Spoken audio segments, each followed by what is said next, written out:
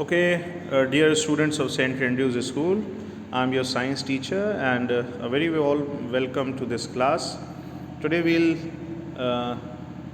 see some points about the topic that is friction. Friction के बारे में आज हम कुछ चीज़ें देखेंगे. आपने देखा होगा, बहुत कॉमन है कि ठंड में when you rub your hands तो आपको गर्मी हाथों में लगने लगती है और पाम बिकम्स वार्म. ऐसा क्यों होता है? When you apply brakes on cycle, motorcycle, car, scooty, whatever, आपकी कार या स्कूटी स्टॉप हो जाती है. ऐसा क्यों होता है? But on the other hand, जब आप गीले फ्लोर पे चलते हैं, when you walk on a wet floor, there are chances that you slip. So why it is this happens? So all the answers of such questions is friction. Friction क्या है? Friction is a force that opposes the motion of an object. ये एक ऐसा force है जो object के motion को रोकता है.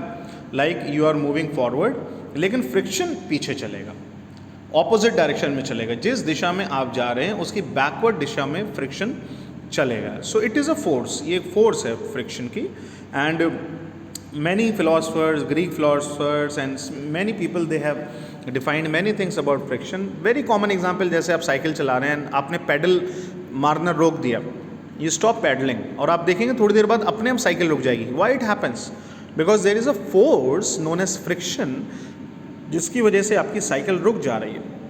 सो आप किसी बॉक्स को ज़मीन से धक्का लगाते हुए ले जाएं, जितना फोर्स आप लगाएंगे उतना बॉक्स मूव करेगा. एक समय के बाद box will stop moving. Why? Because there is force which acts opposite to the direction of motion. जिस दिशा में मोशन हो रहा है उसके बैकवर्ड साइड में लगेगा. That is why your box stop, और आप पुल नहीं उसको कर पा रहे हैं.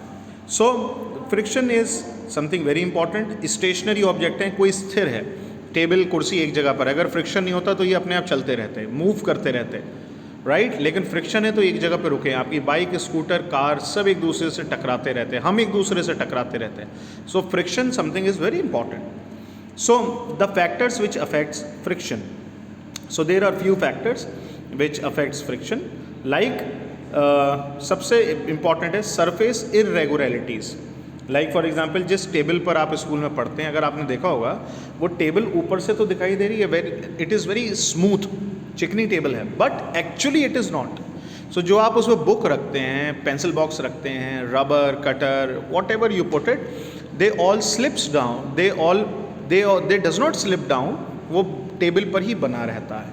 वाई? बिकॉज सरफेस पे और आपकी बुक के बीच में अपने आप एक इंटरलॉकिंग सिस्टम होता है. That is why your book, your pen, your pencil does not fall down. लेकिन उसी जगह अगर आप ऐसी टेबल यूज़ करें जिसमें ऑयल हो या टेबल शीट हो चिकनी सी, सो उस पर फिसलने के चांस आपके मटीरियल का ज़्यादा रहता है. So that is all friction. So scientist have said friction is a necessary evil.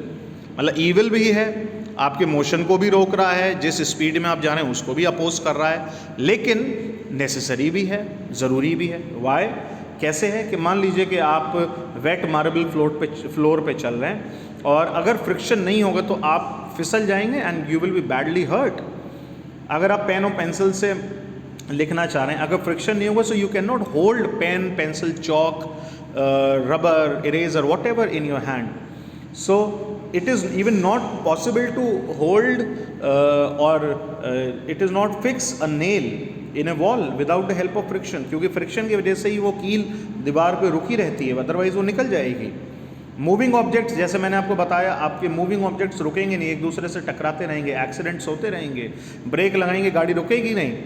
So friction इसलिए नेसेसरी है, इट इज़ वेरी इंपॉर्टेंट. और जब आप माचिस की तीली को रब करके उससे मैच बॉक्स से आग लगाते हैं, क्यों आग लगती है? All this is because of friction. Friction is very important. So but on the other side, friction जब नेसेसरी भी है, उसकी कुछ ख़राब बातें भी हैं. Friction is evil also. How it is evil? So energy waste होती है हमारे.